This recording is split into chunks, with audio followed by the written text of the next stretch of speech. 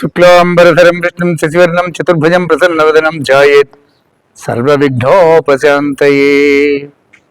అగజానన పద్మార్కం గజానన మహర్నిశం అనేకదంతం భక్తానాం ఏకదం తం ఉపాస్మహే.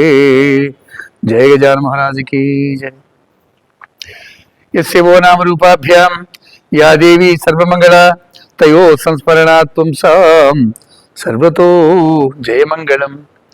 గురు బ్రహ్మ గురు విష్ణు గురుదేవో మహేశ్వర గురు సాక్షాత్ పరబ్రహ్మ తస్మై శ్రీ గురవే నమః. శ్రీ గురుభ్యో నమః. హరి ఓం. శివానందుల హరి 25 శ్లోకాలు చెప్పుకున్నాం. ఇవాళ 26వది. పెద్దల యొక్క కదావా త్వాం దృష్ట్వా గిరిశతవ భవ్యాంగ్రిగళం గృహీత్వా హస్తాభ్యాం శిరసి నయనే వక్షసి వహన్ సమాశ్లిష్యాఘ్రాయ స్ఫుట జలజగంధాన్ పరివళాన్ అలభ్యాం బ్రహ్మాద్యై ముదమనుభవిష్యామి హృదయే. సాన్నిధ్యం వల్ల, సద్గురువుల ఆశీస్సుల వల్ల తనలో ఉండేటువంటి దుర్గుణాల్ని గుర్తించి ఒక్కొక్క దుర్గుణాన్ని విడిచిపెడుతూ దుర్గుణరహితుడై సత్కార్యాల వైపుకి ఇంద్రియాలన్నీ మళ్ళీ ఒక్కొక్క మంచి పని సత్కార్యము చేస్తూ ఆ చేస్తున్న కార్యాలు ఈశ్వరార్పితం చేసేటువంటి ఒక సంస్కారం జాగృతమైంది లోపల. మనలో ఏవి దుర్గుణాలు అనేవి మనకి తెలియదు. మనం మంచివాళ్ళని అనుకుంటాం. నేను మంచివాడినే, వాడు చెడ్డవాడి అనేటువంటి భావం ఉంటుంది మనకి. సో మనలోని దోషాలు అవతల వాళ్ళకి కనపడతాయి. అవతల వాళ్ళు నాయన ఇది మంచిదిగా చెప్పినప్పుడు వాడికి ఎదురు సమాధానం చెప్పేటువంటి కుసంస్కారంలోంచి బయటికి రావాలి. వాడికి మనలో దోషం కనపడుతోంది. అందుకనే చెప్పాడు. ఎందుకు చెప్పాడు? నీ మీద ప్రేమ ఆప్యాయత ఉన్నది కాబట్టి నిన్ను తీర్చిదిద్దేటువంటి గురువు వాడు. పరమాత్మ ఆ రూపంలో వచ్చి నీలో దోషాన్ని చెప్తున్నాడు, మానవ రూపంలోనే. వాడికి ఎదురు తిరిగి సమాధానం చెప్పడం కాదు. దోషం కనపడింది కాబట్టి దాన్ని దిద్దుకోవాలి మనం. అలా పరమాత్మ ఒక్కొక్క రూపంలో ఒక్కొక్కసారి ఒక్కొక్క విషయాన్ని మనకి చెప్తూ మనలో దోషాలన్నీ ఎత్తి చూపుతూ ఉంటే అవన్నీ ఒకటి ప్రయత్నపూర్వకంగా దోషాలన్నీ వదిలేయాలి. అప్పుడు దోషరహితమైనటువంటి భావన మనలో కలుగుతుంది. ఎప్పుడైతే ఈ దురాలోచనలన్నీ తొలగిపోతాయో అప్పుడు ఆలోచనలన్నీ భావశుద్ధి అన్నమాట. సత్కార్యాలు చెయ్యాలి. ఈ సమాజమంతా పరమాత్మనే. జీవ నిర్జీవ పదార్థాలన్నీ పరమాత్మ చేత నిండి ఉన్నాయి, ఆత్మ చేత నిండి ఉన్నాయి. జడ చైతన్యములంతా పరమాత్మనే, చూస్తున్నదంతా పరమాత్మనే. కాబట్టి ఈ సమాజానికి నేను సేవ చెయ్యాలి, నేను దాసుణ్ణి, వాడు పరమాత్మ అనేటువంటి భావన నీకు కలుగుతుంది. సమాజమే పరమాత్మ, నువ్వు జీవాత్మవి. సమాజమే పరమాత్మ, వాడే భర్త, నువ్వు భార్యవి. సమాజమే గురువు, నువ్వు శిష్యుడివి. ఈ సమాజం చూసే నువ్వు నేర్చుకుంటున్నావు కాబట్టి సమాజం గురువు. అది నీకు నేర్పుతోంది, ప్రతి ఒక్కటి ఈ సమాజమే నేర్పుతోంది నీకు. గురువుకి సేవ చెయ్యాలి నువ్వు, అప్పుడు తెలుస్తుంది సేవ అంటే ఏంటనేది. ఎవరికో 10 రూపాయలు ఇచ్చేసి దానం చేసి నేను పెద్ద దానం చేశాను మొరలో అని బోర్డులు కట్టుకుని తిరగటం కాదు. ఆ అవివేక లక్షణాలన్నీ పోగొట్టుకున్న తర్వాత సంస్కారములు జాగృతమై సత్కార్యములు చేస్తూ, అన్నీ మంచి పనులే, పుణ్యకార్యాలే. ఆ పుణ్యకార్యాల సత్కార్య ఫలితాన్ని పరమాత్మకే సమర్పణ చేయటం. ఏ తత్ఫలం బ్రహ్మ అర్పణమస్తు, శివ అర్పణమస్తు. ఫలాకాంక్ష లేకుండా చేయటం, ఏ ఫలాపేక్ష ఉండకూడదు. కర్మ చేయటం నీ విధి, చేస్తూ పో, ఫలితాన్ని ఆశించకు, ఈశ్వరుడికి కైంకర్యం చేసేయటమే. అలా ఒక్కొక్క శ్లోకంలో ఒక్కొక్క దోషాన్ని మనకి చెప్తూ వచ్చారు. 25 శ్లోకాల దాకా వచ్చినాయి మనకి. ఇప్పుడు 26వది. కదా వా త్వాం దృష్ట్వా గిరిశ తవ భవ్యాంగ్రియుగళం గృహీత్వా హస్తాభ్యాం గిరీశ, రెండు చేతులతో ఆయన పాదాలు తీసుకొని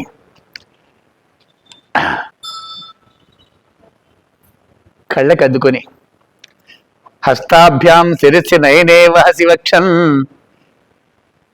రెండు కళ్ళకి అద్దుకొని హృదయానికి అద్దుకొని శిరస్సు యందు పెట్టుకుని ఆ పాదాలని, పరమాత్మ యొక్క పాదాలని, కదా వా త్వాం దృష్ట్వా గిరిశతవ్య భవ్యాంగ్రియుగళం గృహీత్వా హస్తాభ్యాం శిరస్సు నయనే వక్షసి వహన్ సమాశ్లిష్యాఖ్యాయ స్ఫుట జలజగంధాన్ పరిమళాన్ అలభ్యాం బ్రహ్మార్జై ముదమనుభవిష్యామి హృదయే. హర నమః పార్వతీపతి, హర హర మహాదేవ. కైలాసానికి వెళ్ళాడు కదా, పరమాత్మ ఎప్పుడు పిలుస్తాడా కైలాసానికి అంటే ఎదురు చూడగా చూడగా చూడగా ఏదో ఒక సమయానికి పరమాత్మ నీకు కైలాస ప్రవేశాన్ని కల్పిస్తాడు. అక్కడికి వెళ్ళినప్పుడు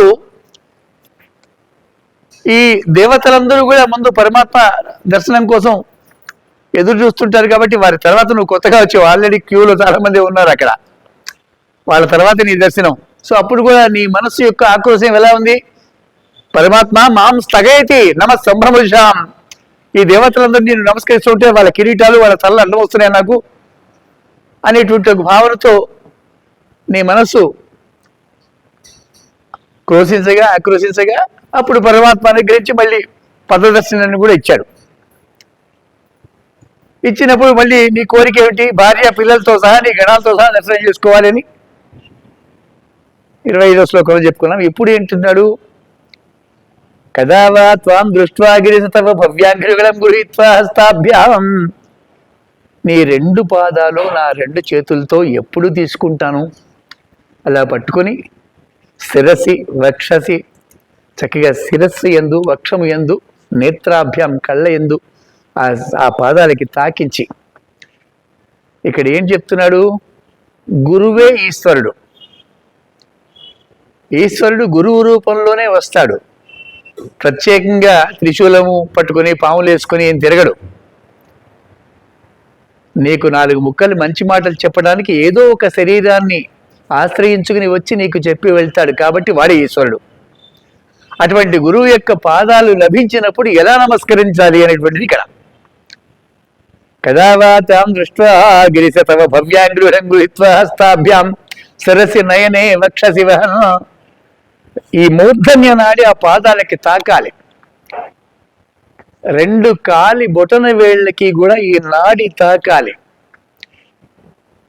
అక్కడ నుంచి వారు చేసేటువంటి ఆ గురువులు, సాధు సంతులు, సద్గుణ సంపన్నులు ఎవరైతే ఉన్నారో నిరంతర సాధన ఉపాసన బలం ఉంటుంది వాళ్ళకి. కాబట్టి ఆ సాధన తరంగాలు, వైబ్రేషన్స్ ఏవైతే ఉన్నాయో, ప్రకంపనాలు కాలి గోళ్ల ద్వారా బయటికి వస్తూ ఉంటాయి. ఇవన్నీ ప్రధానంగా బొటన వేలు, కాలి యొక్క బొటన వేలు, 2 కాళ్ళ బొటన వేళ్ల ద్వారా ఆ తమ సాధనా తరంగాలు విశ్వంలోకి ప్రసారం జరుగుతూ ఉండగా ఆ బొటన వేళ్ల దగ్గర నీ మూర్ధన్య నాడి ఉంచటం ద్వారా నాడీ శుద్ధి జరుగుతుంది. నీకు పరమాత్మని చేరుకునే మార్గాలన్నీ శుద్ధి చెందుతాయి. ఇప్పుడు అడ్డమైన చెత్త నిండి ఉన్నది దారిలో, అడ్డం అనేక రకాల ఆలోచనలు, కకృతి బుద్ధులు, ఇవాళే సంపాదించాలి, నేనే సుఖపడాలి, నా శత్రువులతో నాశనం కావాలి, ఇట్లాంటి ఆలోచనలు ఏమి ఉంటాయి అవన్నీ నశించాలి. ముందు విశ్వమంతా పరమాత్మ సృష్టి, అందరూ సమానమే. ఆ భేదం నశించినంత వరకు నీ నాడులన్నీ కూడా ఇట్లాంటి ఆలోచన నిండిపోతాయి. ఎప్పుడైతే ఆ మూర్ధన్య నాడి పరమాత్మ యొక్క పాదముల బొటన వేళ్ళకి ఆనించావో అప్పుడు ఈ మూర్ధన్య నాడిలో ఉండే దోషాలు తొలగిపోయి మార్గం సుగమం అవుతుంది. ఈ నాడి ద్వారానే కైలాసానికి చేరేది.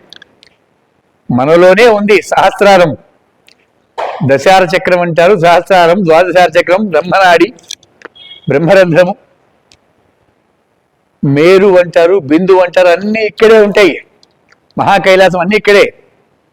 అది చేరుకునే మార్గం మన నాడుల్లోనే ఉంది.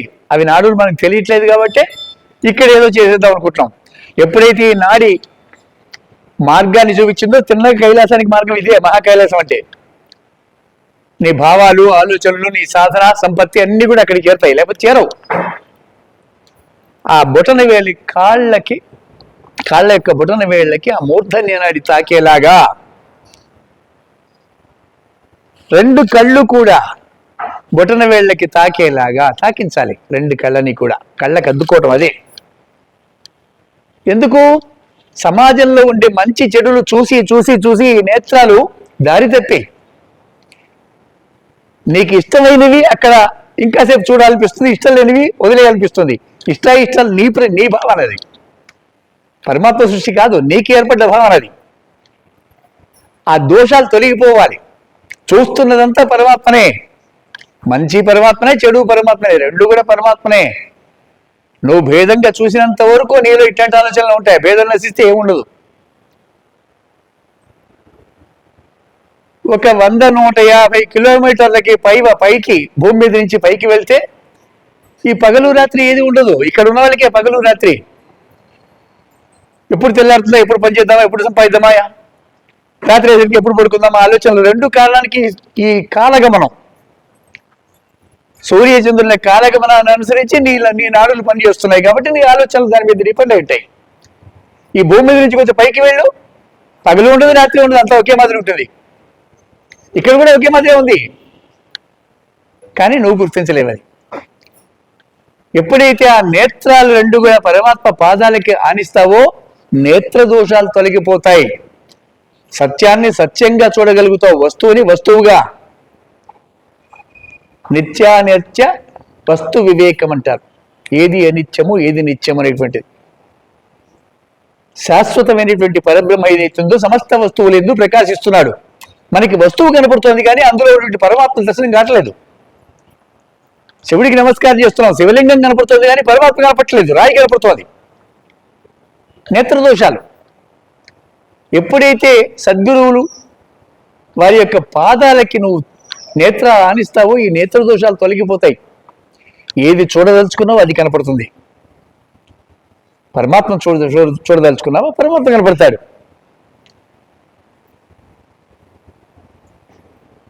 ఏ విగ్రహం ఏందైనా సరే నీ ఇష్టదైవం కనపడుతుంది. విశేషం అది. అక్కడ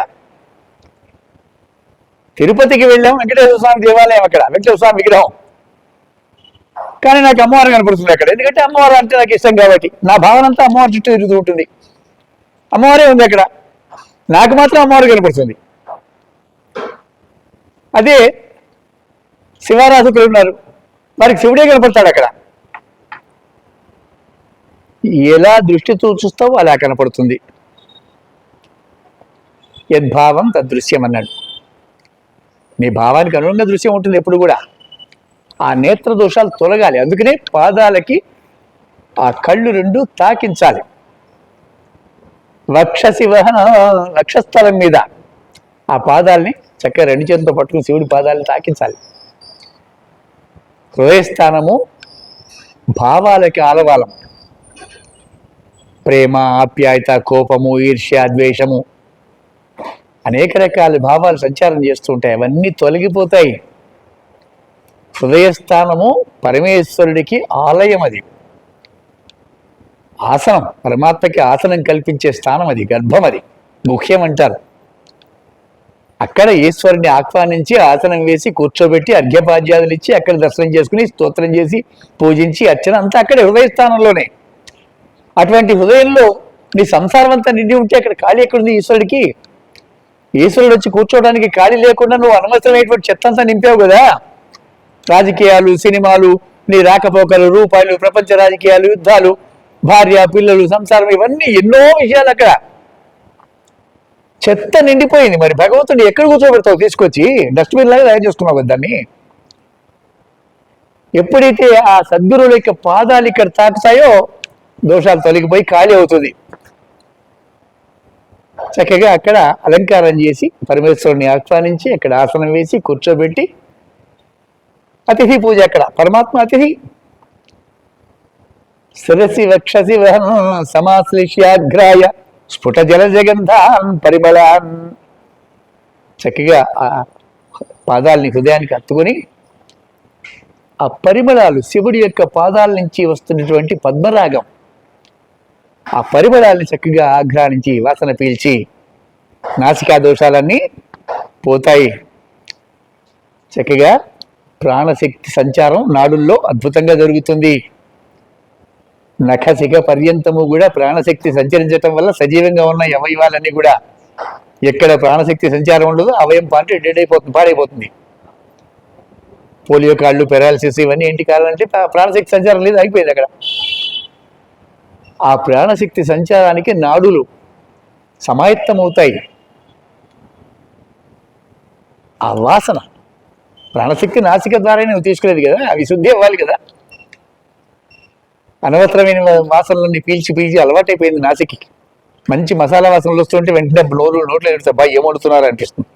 బలహీనత, లొంగిపోయినాయి ఇవన్నీ కూడా, ఇంద్రియాలన్నీ లొంగిపోయినాయి, పరాధీనం అయిపోయాయి. నీ అధీనంలో లేవు నీ ఇంద్రియాలు, దాన్ని నిగ్రహించుకోవాలి. ఇది మార్గం. సమాశ్లిష్యాఘ్రాయ స్ఫుట జల జగంధాన్ పరిమళాన్. ఆ పరిమళాన్ని చక్కగా ఆస్వాదిస్తే, ఏంటి పరిమళాలు? విష్ణుమూర్తి సహస్ర కమలార్చన చేస్తూ ఉంటాడు శివుడికి పాదాలకి నిత్యము కూడా. 1000 కమలాలు ఆ శివదర్శన కమలార్చన చేస్తూ ఉంటాడు, సహస్ర కమలార్చన చేయగా చేయగా చేయగా కమలాలకు ఉండే పరిమళాలు ఆ పాదాలకు వచ్చేసినాయి. కమలం లేకపోయినా కూడా అవసర పాదాల నుంచి వస్తూనే ఉంది. కాసేపు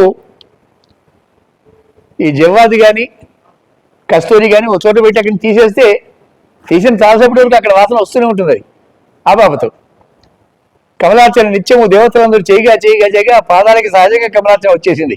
10 కమలములు ఉంటున్నాం కదా, అవే కమలాలే. ఆ పరిమళాన్ని పీల్చేటువంటి ఒక భాగ్యం నీకు ఏదైతే లభించిందో, అలభ్యాం బ్రహ్మాద్యై, బ్రహ్మాది దేవతలకు కూడా దొరకదు ఇటువంటి భాగ్యం. ముదం అనుభవిష్యామి, ఆనందాన్ని అనుభవిస్తాను పరమాత్మ నేను. బ్రహ్మాది దేవతలకి కూడా లభించినటువంటి ఒక అద్భుతమైన భాగ్యం అది. వాళ్ళకెందుకు లభించదు అంటే, బ్రహ్మ క్షణం తీరిక ఉండదు వాడికి. సృష్టికర్త కదా, నిరంతరము శరీరాన్ని సృజిస్తూనే ఉండాలి, తలరాతలు రాస్తూనే ఉండాలి, ఖాళీ ఉండదు వాడికి క్షణం కూడా. పొద్దున్నే శివదర్శనం చేసుకోవడం మొదలు, డ్యూటీ మొదలు, కాసేపు విశ్రాంతి ఉండదు. ఆయన సృష్టించిన సమస్త జీవరాశులకి ఈ విష్ణుమూర్తి పోషణ, రక్షణ ఇవన్నీ బాధ్యత ఆయనకి తీరిక ఉండదు. పరమాత్మని శివుణ్ణి ఆరాధించడం ద్వారా 2 ఉన్నతమైన పదవుల్ని ఇచ్చాడు ఇద్దరికి కూడా, సత్యలోకము, వైకుంఠము. వారికి బాధ్యతలు అప్పచెప్పాడు, సృష్టి, పోషణ, రక్షణ ఇద్దరికి కూడా. మనం అమ్మో అనుకుంటాం, కానీ వాళ్ళు మాత్రం మాకు ఈ డ్యూటీ వద్దుపోరు అనుకుంటారు. మంచినీళ్ళు దాకా తీరికుండదు వాళ్ళిద్దరికీ కూడా. కానీ నీకు అట్లా కాదు, నీకు సమయం ఉన్నది, శివారాధన చేసే సమయం ఉన్నది. వాళ్ళకి సమయం లేదు పాపం. వాళ్ళు శివపాదాలు చేరుకోవాలని తప్పిస్తూ ఉంటారు, కానీ వాళ్ళకి ఆ బాధ్యతలు వదలకూడదు కదా, బాధ్యతలు వాళ్ళకి ఇచ్చింది. కాబట్టి బ్రహ్మాద్యై అలభ్యాం, వాళ్ళకు కూడా లభించినటువంటి ఒక భాగ్యం నాకు లభించింది పరమాత్మ అంటున్నాడు. కదా వా త్వాం దృష్ట్వా గిరిశతవ భవ్యాంఘ్రియుగళం గృహీత్వా హస్తాభ్యాం శిరసి నయనే వక్షసి వహన్ సమాశ్లిష్యాఘ్రాయ స్ఫుట జలజగంధాన్ పరిమళాన్ అలభ్యాం బ్రహ్మాద్యై ముదం అనుభవిష్యామి హృదయే. చక్కగా ఆనందాన్ని అనిపిస్తున్నాం. దేహం లభించిన తరువాత సుఖదుఖాలకి అధీనుడై ఉంటాడు జీవుడు. ఏ దేహమైనా సరే, అన్ని దేహాలు సమానమే, భావానికి అన్ని దేహాలు సమానమే. ఆకలి వేస్తుందా? నీకే కాదు, జంతువులకి, పక్షులకి, క్రిమికీటాలకి అన్నిటికీ ఆకలి ఉంటుంది. ఆకలి బాధ,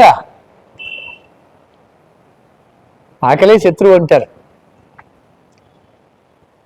దాన్ని చల్లార్చడం కోసం నానా ప్రయత్నాలు చేస్తుంటారు అందరూ కూడా. సుఖము దుఃఖము దేహధారికి తప్పదు. అందుకనే దేహాల్లోంచి బయటపడాలని జ్ఞానులు ప్రయత్నం చేస్తూ ఉంటారు. నవరంధ్రాత్మకమైనటువంటి దేహం జీవుణ్ణి పట్టి బయటికి పోకుండా ఆపుతోంది, వాడి కర్మలు అవన్నీ కూడా. సో దేహంలోంచి బయటపడితే పరమాత్మలోకి ఐక్యమే మనం. కానీ ఆ దేహాలు వదిలించుకోవడం అంత సులువు కాదు. చెప్పడం చాలా సులువే. అవసరాలు అట్లా ఉంటాయి, పరిస్థితులు నిన్ను కదలించవు. నీళ్లు వస్తున్నాయి అటు నుంచి, వస్తున్నప్పుడు చిన్న కాలువలే తవ్వాం మనం, నీళ్ళు ఇటు తిరుగుతాయి, వాడు అటు తవ్వాడు అటు తిరుగుతాయి. సమాజం ఎటు మార్గం చూపిస్తుంది, నీకు వెళ్ళక తప్పదు. సమాజం అంతా ఒకవైపు నువ్వు ఒకవైపు వెళ్ళలేవు, సమాజం అంతా కలిసి నడవాలి, నీకు వేరే మార్గం ఉండదు. సమాజం అంతా కూడా దుష్కర్మల వైపుకే ఉంటుంది. తాత్కాలిక సుఖాల యొక్క వ్యామోహంలో సమాజము దుష్కర్మలు చేస్తుంది, సత్కర్మల పట్ల ఉండదు సమాజానికి దృష్టి. ఏ 1000 మందిలోనూ ఒకళ్ళు కాస్త సంస్కర్తలు బయలుదేరుతారు, వాళ్ళు సత్కర్మలు సమాజానికి అలవాటు చేయడం కోసం. వాళ్ళు ఎక్కడ సరిపోతారు, సముద్రంలో తేనె సీసా పోసినట్టే. అది ఉద్ధృతంగా ఉంటాయి సుఖపడాలనేటువంటి ఆలోచనలు అందరిలో కూడా. ఒక రాజుగారు ఒక డ్రమ్ము పెట్టి తలా 1 లీటర్ పాలు పోయింది డ్రమ్ములోనే అందరికీ, ఊళ్ళో వాళ్ళందరికీ చెప్పాట. అందులో ఒక ఆయన, ఎంతమంది పాలు పోస్తున్నాడు, నేను ఒక్కడి నీళ్ళు పోస్తే ఏముందని 1 లీటర్ నీళ్ళు తీసుకొచ్చి పోసాడు. అందరూ అదే పని చేశారు. మరో చూస్తే మొత్తం నీళ్ళే ఉన్నాయి, పాలు లేవు. భావం, అందరూ ఏది చేస్తున్నారో మనం అదే చేస్తున్నాము. సమాజానికి భిన్నంగా ఆలోచించట్లేదు మనం, చెదపురుగులాగా బతికేస్తున్నాం. ఇంత అద్భుతమైన దేహం భగవంతుడు మనకి ఇచ్చాడే, ఇది ఒక వరం. ఇది ఈ దేహంతో నువ్వు ఏమైనా చేయగలుగుతావు. నేనేం చేయగలుగుతాను అని ఏడ్చేవాడిని ఎవడేం చేయలేడు. నీకు ఇటువంటి దేహం దొరికింది, ఏం చేయలేవు నువ్వు. ఈ దేహంతో అద్భుతం చేయొచ్చు. నువ్వు ఆలోచించుడు, ప్రశాంతంగా కూర్చొని ఆలోచించు. ఏదైనా చేయొచ్చు. మినిస్టర్ అవ్వచ్చు, ప్రైమ్ మినిస్టర్ అవ్వచ్చు, రాజు అవ్వచ్చు, ధనవంతుడు అవ్వచ్చు, సాధకుడు అవ్వచ్చు, యోగి అవ్వచ్చు, పండితుడు అవ్వచ్చు, ఏదైనా అవ్వచ్చు. నీ సాధన మీద ఉంటుంది. ఏం అవ్వాలనేది నీకు క్లారిటీ ఉండాలి కదా.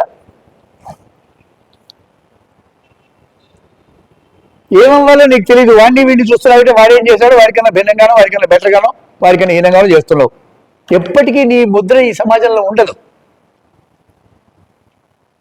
కొన్ని కోట్ల సంవత్సరాలైంది కాలం గడుస్తూ మానవ జీవితాల్లో, ఈ ప్రపంచంలో వేళ్ల మీద లెక్క పెట్టవచ్చు. వివేకానందుడు, రామకృష్ణ పరమహంస, ఇట్లాంటి వాళ్ళు కొంతమందే వీళ్ళే చిరస్థాయిగా ఉన్నారు.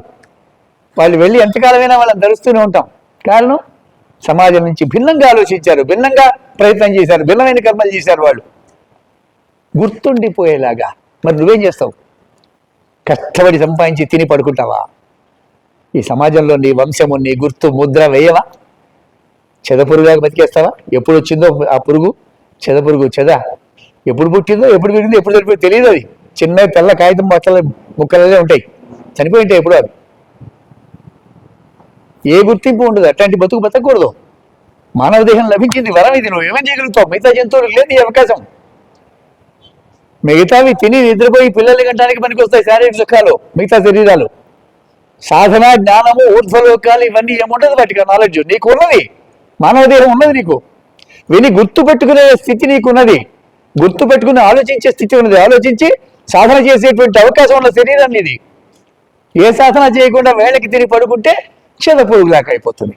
అలా కాకుండా పరమాత్మ నాలోని దుర్గుణాలన్నీ పోగొట్టుకుని సద్గుణ సంపన్నుడనై ఆ సద్గుణాల వల్ల చేసినటువంటి సత్కర్మల యొక్క ఫలితాన్ని కూడా కోరుకోకుండా నీ దాకా రాగలిగాను కైలాసానికి. మార్గం అదే. ఇక్కడి నుంచి ఏమి ఆశించద్దు. ఈ పాంచభౌతిక ప్రపంచంలో పాంచభౌతికటువంటి దేహంలో ఉన్నావు. పంచమహాభూతాల యొక్క చిన్న చిన్న భాగాలు కలిస్తే నీ శరీరం ఏంది. ఇది అది రెండు ఒకటే. ఈ రెండింటిని నువ్వు పోల్చుకోవడం నీకు చేత కావట్లేదు. ఎందుకంటే సద్గురువుల సాన్నిధ్యానికి వెళ్తే తెలుస్తాయి. రెండు ఒకటే. ఇది దేహము విశ్వం రెండు ఒకటే. ఈ దేహంలోంచి బంధింపబడి ఉన్నవే దీన్ని పరమాత్మలోకి, అనంత పరబ్రహ్మంలోకి లీనం చేస్తే ఆనందం నిలకడగా, శాశ్వతంగా, స్థిరమైనటువంటి ఆనందం. ఇప్పుడు పొందుతున్న ఆనందాలని తాత్కాలికం. ఆకలేసిందా? మంచి రుచికరమైన ఫోన్ చేసావా? ఆనందంగా ఉంది, కానీ తాత్కాలికం. మళ్ళీ ఆకలేస్తుంది నీకు. పెళ్ళయిందా? సుఖం అనిపించావా? కాసేపటికి ఒక రోజుకే మళ్ళీ ఆ కోరిక కలుగుతుంది. ముసలితనం వచ్చేదాకా నీకు చేతకానంత వరకు తాత్కాలిక ఆనందాలు ఇస్తుంది. అది సంతానం కలిగాడా? ఆనందమైంది. 3-4 పుట్టారా? పోతుంది, ఆనందం ఉండదు. అన్ని కొంచెం కొంచెం ఇస్తే ఆనందాలు, తర్వాత దుఃఖం ఇస్తుంది. ఇది ఈ రెండిట్లోంచి బయటపడాలి. ఆనందం నిలకడగా స్థిరంగా శాశ్వతంగా ఉండాలి అంటే దాన్ని ముక్తి మోక్షము అంటారు. అది జ్ఞానం ద్వారానే సాధ్యం. మోక్ష మార్గానికి జ్ఞానమే మార్గం, ఆ జ్ఞానానికి గురువే మార్గం. ఆ గురువు యొక్క పాదాలని ఆశ్రయించిన వాడికి మెల్లిగా ఆ జ్ఞాన వైభవం అనేది తెలుస్తుంది. ఇంద్రియాల్లో ఉండేటువంటి బలహీనతలన్నీ తొలగిపోయిన తర్వాత ఇంద్రియ పటుత్వం వల్ల చెయ్యదలుచుకున్నటువంటి కార్యము యందు స్థిరత్వం కలిగి, ఇప్పుడు ఒక పని సంకల్పం చేశాము, మధ్యలో ఇంకో పని వస్తుంది, సో దాన్ని కూడా చేసేద్దాం అనుకుంటాం, ఇంకోటి వస్తుంది. ఇలా 10-16 పనులు అన్ని చేసి ఏది చిన్నగా చేయలేక అయిపోతుంది నీకు పని. ఏ పని చిన్నగా చేయవు. అనేక ఆలోచనలు, ఒక్క ఆలోచన కుదురుగా ఉండదు. చేస్తున్న పని మీద ధ్యాస తప్పి చేయవలసిన వాటి మీద, చేసిన వాటి మీదకి వెళ్తుందా నీ మనస్సు. ఏం చేయలేవు, సాధించలేవు. నువ్వు చేసిన వాటి మీద ఉండకూడదు, చేయబోయే వాటి మీద ఉండకూడదు, చేస్తున్న దాని మీదే ఉండాలి ధ్యాస. అప్పుడే సాధనా మార్గం అంటారు దాన్ని. కానీ నిలకడగా ఉండదు కదా మనస్సు. అది ఆంజనేయ స్వామి వానర స్వరూపం, కోతి, అది స్థిరంగా ఉండదు. అందుకని మనస్సుతో పోలుస్తారు కోతిని. కానీ హనుమంతుడు మనస్సును స్థిరంగా ఉంచాడు, పరమాత్మ ఎందు మనసును లగ్నం చేశాడు. అందుకనే ఆయనకి అంత కీర్తి. రాముణ్ణి భగవంతుడిగా నమ్మి విశ్వసించి ఎక్కడ సందేహం అనేది లేకుండా ఆరాధన చేశాడు కాబట్టి హృదయంలో శాశ్వతంగా ఉండిపోయాడు. అటువంటి ఆరాధన చేసేటప్పుడు ఇప్పుడు ఆయనే భగవంతుడు అయ్యాడు. భక్తుడే భగవంతుడు అవుతాడు. ఇంద్రియాల్ని స్థిరంగా ఉంచటం అది భక్తి మార్గంలోనే సాధ్యం. గ్రంథాలు చదివితే రాదు, భక్తి మార్గమే. రోజు నిత్యము నువ్వు చేయవలసినటువంటి పెద్దలు చెప్పినట్టు కర్మలు చేస్తూ మనస్సుని పరమాత్మ యందు నిలకడగా ఉంచటం. పరమాత్మ పాదాల యందు ఎప్పుడైతే ఆ పాదాల యందు, పరమాత్మ పాదాల యందు మనస్సు ఉంచుతావో అప్పుడు ఇంద్రియాల్లో ఉన్నటువంటి ఆ దోషాలు, సాంసారిక దోషాలన్నీ కూడా మెల్లిగా కరిగిపోతాయి. ఇంద్రియ శుద్ధి జరుగుతుంది. ఆ ప్రాణశక్తి అద్భుతంగా ప్రసరిస్తుంది, అది ప్రకాశిస్తుంది. లోపల ప్రవాహం ఉద్ధృతంగా ఉంటుంది, ప్రవాహం ప్రాణశక్తి. అది ఆనందం. ఇప్పుడు స్థిరంగా కూర్చుంటాడు సాధనకి. ఇప్పుడు కూర్చుంటున్నారు, చక్కగా జపం చేస్తున్నారు, కూర్చుంటున్నారు. కానీ మనస్సు ఎక్కడుంది? తొంగి చూడు, నువ్వు నువ్వు నువ్వు లోపల తొంగి చూడు, నీకే తెలుస్తుంది. కూర్చున్నావు అంతే. మనస్సు మాత్రం నువ్వు చేయవలసినవి చేసిన వాటి మీదే సంచారం చేస్తూ ఉంటుంది. నమశివాయ, నారాయణాయ, గోవిందాయ, హనుమంతు ఏదో అంటున్నావు, కానీ నీ మనస్సు నీకు రావలసినవి, పోవలసినవి, చేయవలసినవి, చేసినవి వాటి ఎందుకు సంచారం చేస్తుంది. శరీరం మాత్రమే కూర్చుంది. నీ బుద్ధితో నువ్వు లోపలికి తొంగి చూడు, నీలో ఏం జరుగుతుందో. బయట వాడికి తెలియదు. అది నీ ఆలోచనలకి నువ్వు సాక్షి, వాడు సాక్షి, అంతే. వాళ్ళిద్దరికే, మీ ఇద్దరికే సంబంధం. అది ఆ ఇంద్రియ శుద్ధి జరగనంత వరకు నీకు ఇట్టాగా ఉంటుంది ఈ స్థితి. కూర్చుంటావంతే, నడునొప్పి వచ్చేదాకా, మోకాలు తిమిరికేదాకా. సాధన అందరూ దాన్ని సద్గురువుని ఆశ్రయిస్తే తెలుస్తాయి మార్గాలు ఏమిటనేటువంటిది. అలా ఒక్కొక్క దుర్గుణాలన్నింటినీ వదిలి వదిలి వదిలి సత్కార్యాలు చేస్తూ సమాజ స్వరూపాన్ని అర్థం చేసుకుని ప్రతి జీవి యందు ఉన్నటువంటి చైతన్యమే పరమాత్మ. కదులుతోందా శరీరం? అది ఏ శరీరమైనా సరే. కంచికి వెళ్ళి బల్లిని మొక్కి దండం పెడతాం, బల్లికి బల్లి పూజ చేస్తాం కంచికి వెళ్ళి. అది కీటకం, పురుగులు తినేది. తిరుపతికి వెళ్ళి వరాహమూర్తిని నమస్కారం చేస్తాం, పంది అది. కాశీకి వెళ్ళి కాలభైరవుడు, కుక్కకి పూజ చేస్తాం. అది ఏంటి చిత్రం అని. నాయన చైతన్యం ఏదైతే ఉందో అదే పరమాత్మ. కదులుతున్న సమస్త శరీరాల్లో ఆ కదిలేటువంటి శక్తి ఏదైతే ఉందో అది పరమాత్మ. అది తప్పుకుంటే ఇవేవి కదలవు. ఏది కదలటలేదు దాన్ని కదిలించేది పరమాత్మ. ఆ కదలనిది ఏదైతే ఉందో అది అమ్మవారు, ప్రకృతి, జడం. ఇద్దరు కలిసే ఉంటారు, అర్ధనారీశ్వరం అంటారు. కదలనిది, కదిలించేటువంటిది, రెండు కలిస్తే కదులుతున్నట్టుగా మనకు అనిపిస్తున్నది. కదులుతున్నది జీవుడా, శరీరమా? జీవుడు కదులుతున్నాడా? వాడు కదలటానికి శరీరం కావాలి, లేకపోతే కదలలేడు వాడు. శరీరం కదులుతుందా? అది కదలటానికి జీవుడు కావాలి, కదలదు. అది ఇద్దరు కలిస్తేనే కర్మలు జరుగుతున్నాయి. సృష్టి, శరీరము, ప్రాణము రెండు కలిస్తేనే ప్రాణం పోతే ఏం చేయదు, ఈ శరీరం కదలదు. ఒట్టి ప్రాణం కూడా ఏం చేయగలదు శరీరం లేకుండా. ఇద్దరు కలిస్తేనే కర్మలు. పూజ, ఆరాధము, యజ్ఞము, క్రతువు, దేవతార్చన ఏదైనా సరే ఈ రెండు కలిస్తేనే. ఆ రెండిటి యొక్క స్వరూప స్వభావాలు తెలియనంత వరకు నీ పూజ కేవలం కర్మఫలాపేక్ష మంది, ఏదో లాభాన్ని ఆశించి చేస్తున్నావు అంతే తప్ప జ్ఞానం అనేది లభించదు. జ్ఞానం లభించినంత వరకు నీకు మోక్షం అంటే అర్థం తెలియదు. జ్ఞానం అంటూ లభించిన తర్వాత మోక్షం చనిపోయిన తర్వాత వచ్చేది కాదు, బతికొండగా కూడా మోక్షమే. ఆలోచనల్లోంచి, సంసారంలోంచి ముక్తుడవటమే మోక్షం. కూర్చోగలుగుతున్నావా? శూన్యంగా ఉందా మనస్సు? ఏ ఆలోచన రావట్లేదా? చేయవలసినవి, చేసినవి, చేస్తున్నవి ఏమీ లేవా? శూన్యంగా ఉందా? నువ్వే ముక్తుడివి, జీవన్ముక్తుడు అంటారు. ఇంద్రియాల్ని కదలకుండా ఎవడు ఉంచుతున్నాడో వాడే జీవన్ముక్తుడు, వాడే మోక్షం, వాడే ఈశ్వరుడు. అందుకనే హిందూ ధర్మంలో, సనాతన ధర్మంలో ఎన్ని నియమాలు చెప్పారో, బాల్యం నుంచి వాడిని ఉంచటం కోసం ఎన్ని ధర్మాలు చెప్పారో ఈరోజు అవన్నీ వదిలేశారు, చెప్పట్లేదు. కొత్త చదువులు, కొత్త సావాసాలు, ఇతర జాతుల సాంగత్యము, వీటి వల్ల స్వధర్మాన్ని వదిలి పరధర్మాల్ని ఆశ్రయించి వాళ్ళది మనకు అర్థం కాదు, మనది వదిలేశాం. రెంటికి చెడ్డదేమంటే మనం మన ఇల్లు వదిలేశాము, కొత్త ఇల్లు ఏంటో తెలియట్లేదు, రోడ్లో పడ్డాం మనం. స్వధర్మం ఎవరికీ తెలియటం లేదు. ఎప్పుడన్నా పండుగ వస్తే గుడికి వెళ్ళి దండం పెట్టుకుని పెద్ద బొట్టు పెట్టుకుని పెద్ద భక్తుల్లాగా ఫీల్ అయిపోతున్నావు. కానీ అదే అధర్మం అంటే. నిరంతరం ఆచరించేదాన్ని ఆచారం అంటారు. ఆచారం ద్వారా ధర్మం నిలుస్తుంది.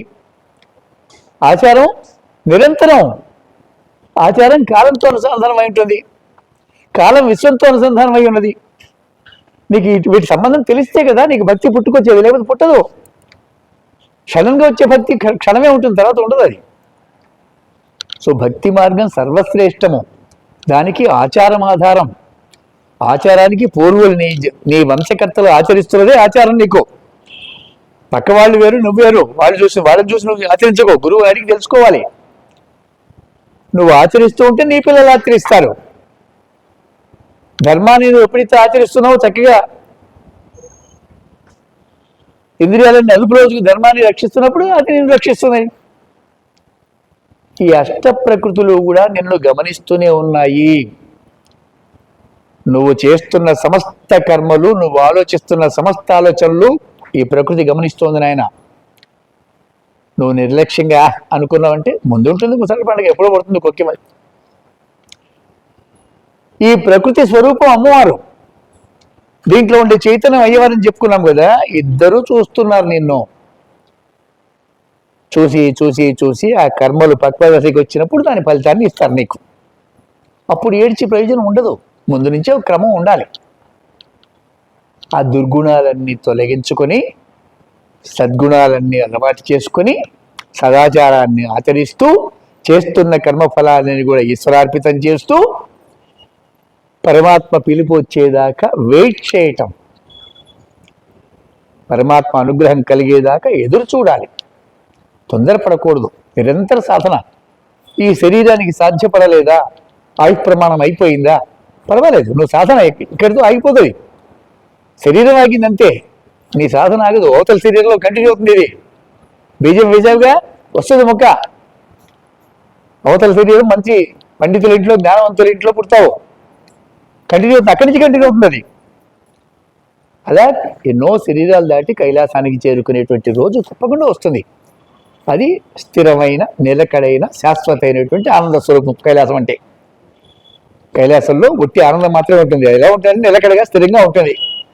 వర్ణించడం అంటే ఏమి ఉండదు. ఇక్కడ ఆనందాలు వర్ణించవచ్చు, ఎందుకంటే పోలిక ఉంటుంది మనకి. ఇది బాగుందా, అది బాగుందా, అది బాగుందా అంటే పోల్చుకుంటాం. అక్కడ పోల్చడానికి ఏముండదు, ఒట్టి ఆనందమే ఉంటుంది. అది అంటే భావశూన్యుడైపోతాడు.